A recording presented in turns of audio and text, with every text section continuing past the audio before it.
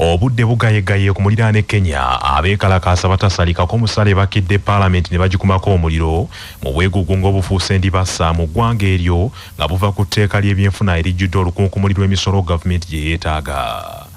Abeekalakaasi mu Kenya olwaleero bakedde kweyiwa ku nguudo okuddamu okwekalakaasa mu kwekalakaasa Fululabiswa nga bawakanya etteeka ery'ebyenfuna gavumenti lyaleese erijjudde olukunkumuli lw'emisolo. Poliisi mu bitundu bya Kenya erabiddwako ng'esobeddwa ekyokolera abeekalakaasi naddala mu kibuga ekikulu Nairobi. Abeekalakaasi balabye embeera eyongedde okunafuwa ku ludda lwa poliisi kwe kwesuula mu jjulume ne balumba ne Paalamenti y'eggwanga eryo okkakkana nga bagikumyeko omuliro era ekitundu ekimu we twogerera kiteta. Amasasi n'omuko ogubalagala binyooso okwetooloola ekibuga Nairobi era nga n'ebitongole eby'obwannakyewa bigamba nti waliwo omuntu omu akubiddwa amasasi ne gamuttirawo. Omuntu ono kigambibwa nti amasasi bagamukubidde mu Paalamenti wamu n'abalala 5 abadde munda naye nga bo basigaddeko kikuba mukono. Agava mu Paalamenti ya Kenya gagamba nti abaka ba Paalamenti abadde bayingidde okukubaganya ebirowoozo ku bbago ly'etteeka gavumenti lyaleeta badduse mu kisenge omuteesezebwa nga we twogerera beekukumye wansi mu beesimenti ya Paalamenti okwerinda ebinaddirira. Abeekalakaasi bano era bongedde okusaasaanira ebitundu ebirala ebya Kenya wonna nga batuusa ddoboozi ery'omukulembeze w'eggwanga eryo Pulezidenti William Samoei Arap Ruto gwe baakazaako eryazaakayo nti yeesonyiwa etteeka ly'emisolo. Obusungu bungi nnyo mu bitundu bya Kenya era buli muntu emitaafu gimu etimbye nga bangi bawakanyiza ddala ebbago ly'etteeka eryo lye balumiriza nti singa linaayisibwa nga bwe liri lyolekedde okusuula Kenya wabi. Sabbiiti ewedde Pulezidenti William Ruto yawalirizibwa okwesonyiwa ezimu ku nnyingo eziri mu tteeka eryo ng'alowooza nti kiyinza okukakanyako ku beekalakaasa abadde bataamya obugo wabula kino kyayongera bongezi kutaamuula bantu nga baagala ebbago ly'etteeka lyonna alisuule mu kasero. Sabbiiti ewedde poliisi n'abeekalakaasi bawanyisiganya ebisongovu bangi baasikaŋŋana ebitogi mu bitundu bya Kenya eby'enjawulo era nawo okwekalakaasa kwagenda okuggwa ng'omuntu omu aluguzeemu obulamu. Abalimi b'emmwanyi mu bitundu bya Buganda baakuganyulwa mu nsimbi obuwumbi 20 ezaateekeddwa mu mbalirira y'Obwakabaka 2024-2025 okwongera okuyitimusa ekirime kino ku katale k'ensi yonna. Obwakabaka bwa Buganda bwatongoza enteekateeka ya mmwanyi terimba mu mwaka 2017 nga bugenderera okutumbula ekirime eky'emmwanyi mu Buganda n'ebweru waayo era we lutuukidde leero ngendo okwezisuka mu kakadde ze zaakagabwa eri abalimi okwetooloola Buganda. Mukadde kano omuwendo gw'emmwanyi eziva mu Buganda kwezo Uganda zeetwala ebweru nagwo gweyongeredde ddala nga kampuni ya Mmwanyi Terimba Limited egula emmwanyi okuva ku balimi mu bitundu bya Buganda olwo ne Buganda neefunamu akasente. Mmwanyi Terimba erina ebibala bingi ebirabika eri abantu ba Buganda kubanga abantu mu Buganda bettanidde okulima n'okugatta omutindo ku mmwanyi omuli okukola kaawa nga basinziira mu bibiina by'obwegassi ebirondoolwa Obwakabaka. Mu mwaka ogw'ebyensimbi 2023-2024 ogunaatera okukomekerezebwa enteekateeka ya Mmwanyi Terimba yavaamu ebibala ebiwera olw'amaanyi agaateekebwamu nga n'ensimbi essuka mu buwumbi 5 ze zaakuŋŋaanyizibwa okuva mu nteekateeka eno n'ekyongera okuwa abantu ba Buganda essuubi ery'okulima emmwanyi. Katikkiro wa Buganda Charles Peter Mayiga bwe yabadde yeetabye mu kusoma embalirira y'Obwakabaka ey'omwaka gw'ebyensimbi 2024-2025 yasabye abantu ba Kabaka bettanira okulima emmwanyi bejje mu bwavu. Mbasaba mukubiriza abantu eyo yonna gye muli. Nsaba Oweekitiibwa Sipiika abafunye ssente zigenda okuwera ssaawa 6 batandika okunywa omwenge. Omuntu olutunda emmwanyi ssaawa 6 nga batandika okunywa omwenge. Ate bwe butandika okuwungeera mbu ne banneeko nga lisuulirangako bantu bayita banneeko. Banneekolera gyana ate omwenge bitambulira wamu ne banneeko.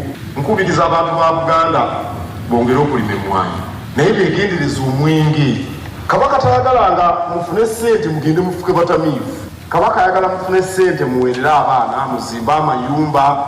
Lwaki onywa omwenge tonateeka bujjo mu lujjalo? Wafunye obukadde 30 mu lujja waliwo enfuufu biki? Leka kunywa omwenge bw'otyo bwe buzibu bwe tulina ku mmwanyi. N'obwamalaaya siriimu ajja kuba mwalabye mwankole siriimu eyeyongedde.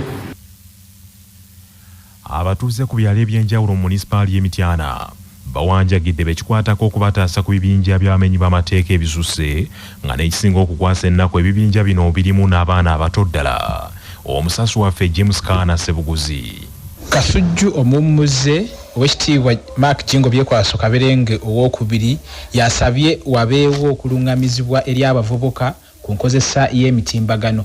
Agambye nti abavubuka obudde bungi bwe bandimaze nga bakola ebintu ebigatta ku bulamu bwabwe babumala ku mitimbagano, kyokka nga n'ebyo bye bali okukolera ku mitimbagano tebiina kye bigattako wadde nga waliwo ebirungi bye bayinza okukolerako. Owekitiibwa Kaberenge okwogera bino abadde ku ssomero lya Breast Victor SS Buwalula bw'abadde yeetabye ku mukolo ogw'okwolesa ebitone ku ssomero lino. Abavubuka omulembe gwammwe gwa mutimbagano guno nabadde jo ndi mu budgeting naye nkiraba nti avubuka mulembe guno essaawa 24 essaawa 6 mulamba zimala ku WhatsApp atextinga unamuweereza unakola ki awo nno muzikozese bulungi muteeka okukola ebyonoona future yammwe omuli kino emikwano emibi mwewala ebiragalalagala mwewala okunywa omwenge mwewala betting. Josephine Najjuko Nabenda akulira essomero lya Breast Victor SS asabye banne bwe baddukanya amasomero nti ekiseera kituuse baleme kutunuulira bya kusomesa baana bya mu kibiina byokka wabula babateekereteekere ensi eno nga batumbula ebitone byabwe. Abaana okubanga tebakoma kusoma byokka kuyiga luzungu naye ne basoma n'ebitono kibayamba nti omwana ne bw'ava mu ssomero asobola okwetandikirawo omulimu gwe. Nazzikuno obeera ku mikolo n'olabanga emikolo abantu tegibanyumira nti kuli bandi oba tekuli bazinyi. Kati abaana buli bakola ebitone bibayamba nti bijja basobola okwetandikirawo bizinesi nga tanoonyiza mirimu gya bulijjo egya office. Ku lwakina 8 CBS FM ey'obujjajja James Kaana Sebuguzi ndi Mityana. Abasomesa ba gavumenti ku mutendera gwa secondary municipality y'Ekira bayimirizaako ediimo kaabwe ak'obutadda mu bibiina akabadde ak'okutandika olunaku lw'enkya olwa gavumenti okubasuubiza nti egenda kusasula emisaala gye babadde babanja. Omusasu waffe John Musisi. Oluvannyuma lw'akafuba ak'amaanyi akeetabiddwamu abasomesa ku mutendera gwa secondary mu municipality y'Ekira n'abakulu abakwatibwako ensonga wano ku municipality ku kitebe kyabwe nga tekakkiriziddwa mu bannamawulire bonna, oluvannyuma lw'okukamaliriza bano boogeddeko n'ab'amawulire era Kyabassa bagitegeezezza nti abakulu babakakasizza ng'obutasukka lwa kutanula sabbiiti eno bwe bagenda okufuna emisaala gyabwe. Moses Muwonge omu ku bakulembeddemu abasomesa bano agamba balina essuubi nti gavumenti egenda kutambulira ku kigambo kyabwe nti era abakulu ku municipality bategeeza nti emisaala gino gavumenti yagifulumya dda era nabo beewunyiza okuba nga ate tebannagifuna era okusinziira ku tawuni kiraaka yiga Benoni abakakasizza olw'okutanula sabbiiti eno ensimbi za kutuuka kwa akawunti. Kiriza tusooke tugende n'ekyo era ekyokugamba nti twabadde tugenda kwekalakasa bwe twatunuddemu obulumi obuli mu baana n'abazadde abasasula fiizi ku ssomero n'olw'obulungi bw'eggwanga lino ery'omu maaso gye tulaga ne tusalawo tusooke tuyimirize ekyokwekalakasa tusooke tufune engagement ng'abasomesa abakulembeze baabwe n'abatutwala ku Kira municipality tugifunye era ne tuweebwa assurance. Walakira Ronald omu ku bakulembeze mu basomesa bano mu municipality y'Ekira ono agamba babadde basomesa abaana b'eggwanga ng'ate abaana baabwe bo batudde waka tebasoma naye balina essuubi nti ku luno kigenda kutereezebwa era n'agumya abasomesa bannaabwe okuddayo mu bibiina eky'okwegugu nga bagira banyumya amazzi. Bwekiba nga kikoleddwako tujja kuba nga tusomesa bulungi abayizi b'eggwanga n'abaana baffe nga bagenda mu masomero mu budde n'ewaka bakyala baffe abantu betulabirira tujja kweyagala kugira tusobole okubeera tufuna obutebenkevu wonna okutwaliza wamu. Kyabadde kiteekeddwawo era nga tugamba nti tugenda mu kiraasi until okutuusa nga basudde emisaala gyaffe.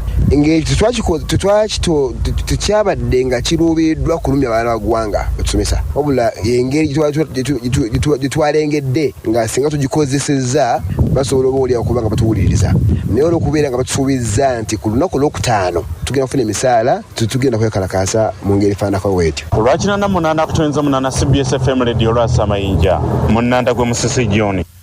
Ekibiina ky'ebyobufuzi ekya Democratic Party kiraajanidde ebitongole ebirwanyisa enguzi mu ggwanga byetegereza ensonga era byongera okwetegereza ensonga nga bikola emirimu gyabyo mu bwetengereze bireme kukolera ku biragiro eby'omukulembeze w'eggwanga.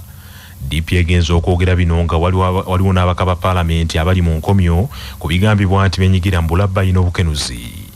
Mu lukuŋŋaana lwa bannamawulire olutudde ku kitebe kya DP mu kibuga Kampala, omwogezi w'ekibiina ekyo Ismail Kiri agambye nti ekibiina si kimativu n'akatono ku ngeri abalwanyisa enguzi gye bakolamu emirimu.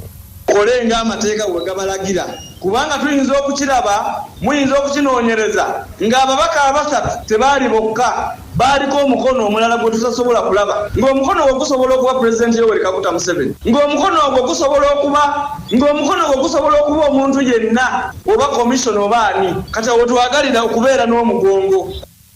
Mu mbeera emu ekibiina kino kyebazizza ekitongole ekya NEMA olw'okulwana okuuma obutonde kyokka ne kikisaba nti kireme kwekubira mu nsonga eno kikole mu ngeri ya bwetengereze buli muntu ali mu lutobazi aggyibweyo. Era twebaliza ddala NEMA n'abo abasuddeyo abawadde obudde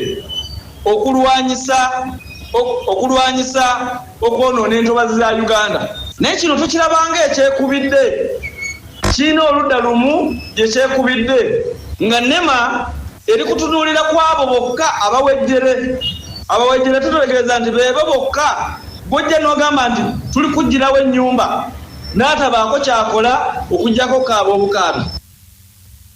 Abatuuze ku mwalo ogw'Ekamunga mu Lwera bekokodde embeera enzibu gye bawangaaliramu gwe kulaajanira gavumenti esomose Lukaya efuuke munisipaali osanga banaayambibwa. Muzaffaru Nsubuga. Abatuuze n'abavubi mu kitundu kino eky'Ekamunga okulaajana bwe bati babadde mu nsinkano n'Abamisiri ng'ensisinkano eno ebadde ya kutongoza enteekateeka ez'okuddamu okutereeza omwalo guno ng'okutongoza enteekateeka eno ey'okutereeza omwalo gw'Ekamunga ekoleddwa omuwabuzi w'omukulembeze w'eggwanga Vincent Fulerio bamulanga Kisempijja. Abatuuze mu kitundu kino bagamba nti singa ekibuga ekya Lukaya nga kino kye kitwaliramu n'omwalo guno ogw'Ekamunga bakisuumuusa ne kifuulibwa munisipalite, embeera y'ekitundu kyabwe ejja kutereera era bano basabye n'abakulembeze mu kitundu kino nti ku mulundi guno ensonga y'okutereeza omwalo guno basaana bagirondoole eggwe bulungi. Walakira Kamada nga ndi omu ku batuuze wano ku mwalo gw'Ekamunga guwangaliddeko ebbanga.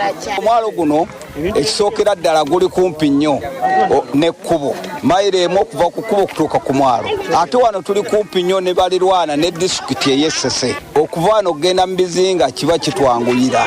Ekirala ku ekyo abantu baffe tufunamu okukulaakulana n'omwalo ne gukulaakulana ne disitulikiti wamu ne kanso, era nga tusaba n'olwekyo oba tufune ne munisipaali betufuna omwalo nga gw'amaanyi guno olwo munisipaali beeyingiddewo guba gugyongeramu ebya bizinensi y'omusolo gwa gavumenti. Omuwabuzi w'omukulembeze w'eggwanga ono nga ye Vincent Fulerio bamulanga Kisempijja asinzidde wano n'agumya bannakamunga nti omwalo ku mulundi guno ogugenda kutereezebwa era guddemu okutinta n'ebyobuvibi biddemu okutambula obulungi Ekamunga. Era ono ategeezezza nti mu nteekateeka eno bagenda kuteekawo n'akatale ak'omulembe mu kitundu kino saako okutereeza ekkubo eriva ku koolansi okudda ku mwalo emirimu mu kitundu kino gitambule bulungi. Webale Muzaffaru Nsubuga bannaffe n'ekyo